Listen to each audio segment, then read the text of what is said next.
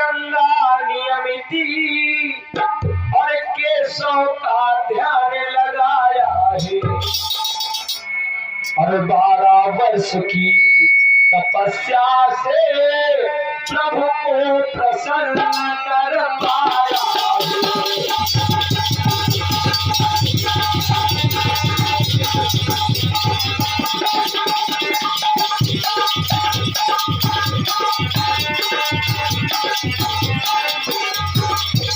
और क्या हुआ करुणा करे कमला कांत कहे करुणित जन पर करुणा लागे जो कर गोविंद गरुड़गामी भागीरथ के आगे आए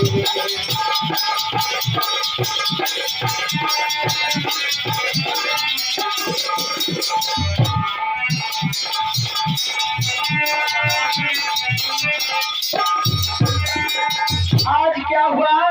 जैसे ही भागीरथ ने तपस्या की और जैसे ही तपस्या किया कितने वर्ष तक 12 वर्ष तक तपस्या करते रहे भागीरथ और जैसे ही भागीरथ जी ने 12 वर्ष तक तपस्या किया है तो ब्रह्मा जी प्रकट हो गए और जैसे ही ब्रह्मा जी प्रकट हुए तो क्या हुआ ब्रह्मा जी के सामने हाथ जोड़ा भागीरथ ने और कहा कि हे प्रभु आपके पास हमने सुना है कि आपके पास गंगा जी निवास कर रही है आप उन गंगा जी को इस मृत्यु लोक में छोड़ दो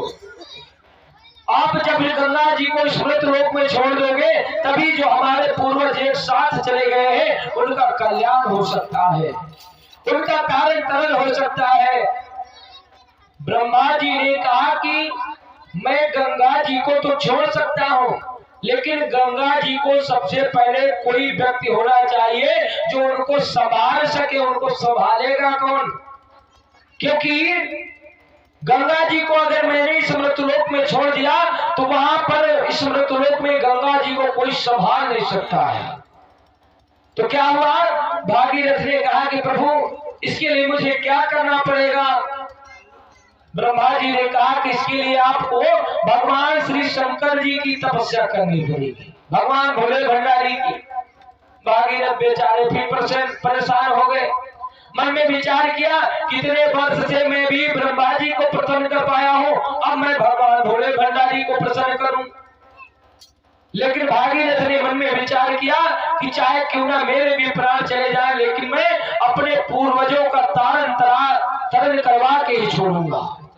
तो आज भागीरथ वहां से चले हैं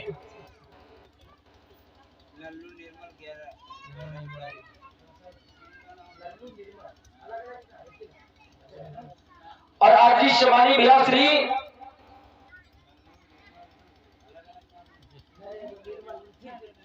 आदरणीय भैया श्री लल्लू निर्मल रमशाही निवासी भैया के द्वारा भागवत प्रापक 11 पुष्पदाय समर्पित हुई है भगवान श्री कन्हैया और साथ में चावल भैया ने समर्पित किया है। भगवान श्री कन्हैया हमेशा अपनी कृपा को बनाए रखे यही कामना यही विनती है। और साथ में भैया श्री गंगाराम भानपुर निवासी जिनके द्वारा भागवत प्रापक 11 पुष्पदाय समर्पित हो रही है भगवान कन्हैया हमेशा अपनी ध्यान रखी बनाए रखे यही कामना यही विनती है। बोली सच्चे दरबार की श्रीमद् भागवत महापुराण की। जैसे ही भागीरथ को मालूम हुआ कभी मुझे भगवान भोले भंडारी की तपस्या करनी पड़ेगी लेकिन भागीरथ ने पीछा नहीं छोड़ा भागीरथ ने पीछा नहीं छोड़ा। आज फिर जंगल में पहुंचे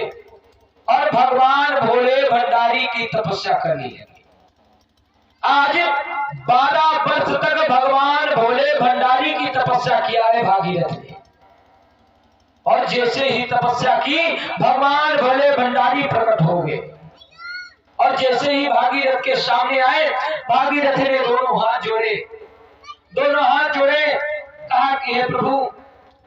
काफी समय से मैं आपका इंतजार कर रहा था। भगवान भोले भंडारी ने कहा कि आपका कौन सा ऐसा कार्य है जो आप काफी समय से मेरा इंतजार कर रहे थे। भागीरथ ने कहा कि हे प्रभु, मैंने ब्रह्मा जी की तपस्या की है और ब्रह्मा जी के पास में गंगा जी है, और ब्रह्मा जी अगर वहां से गंगा जी छोड़ेंगे, ब्रह्मा जी ने कहा कि आपके अलावा गंगा जी को कोई संभाल नहीं सकता है, आपके अलावा गंगा जी को कोई नहीं संभाल सकता है।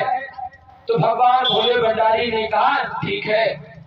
मैं आपकी बात को मानता हूँ, आप जाओ ब्रह्मा जी से कह देना कि वो गंगा जी को छोड़े, मैं बीच रास्ते में ही गंगा जी को समेट लूंगा, संभाल लूंगा। तो क्या हुआ, भागीरथ ने फिर ब्रह्मा जी का ध्यान किया, ब्रह्मा जी प्रकट हो गए, और जैसे ही प्रकट हुए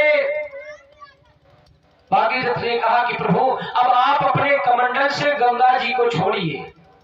आप अपने कमंडल से गंगा जी को पृथ्वी पर छोड़िए। मैंने भगवान भोले भंडारी से कह दिया है, वो हमसे प्रसन्न हो गए हैं, उन्होंने हमको वचन दिया, वो बीच रास्ते में ही गंगा जी को अपने जटाओं पर समाहित कर लेंगे। तो क्या हुआ, आज ब्रह्मा जी गए और अपने कमंडल को उठाया, और कमंडल को उठा करके जैसे ही गंगा जी को ऊपर से छोड़ा, गंगा जी सरसर मारते हुए नीचे आ रही है, और जैसे ही नीचे आई, बीच में ही भगवान भोले भंडारी ने गंगा जी को अपने जटाओं पर रख लिया, पृथ्वी पर नहीं आई, गंगा जी को बीच रास्ते में ही रोक लिया भगवान भोले भंडारी ने। क्योंकि अगर गंगा जी कच्चे अंश पृथ्वी पर आ जाती तो क्या होता, विनाश हो जाता।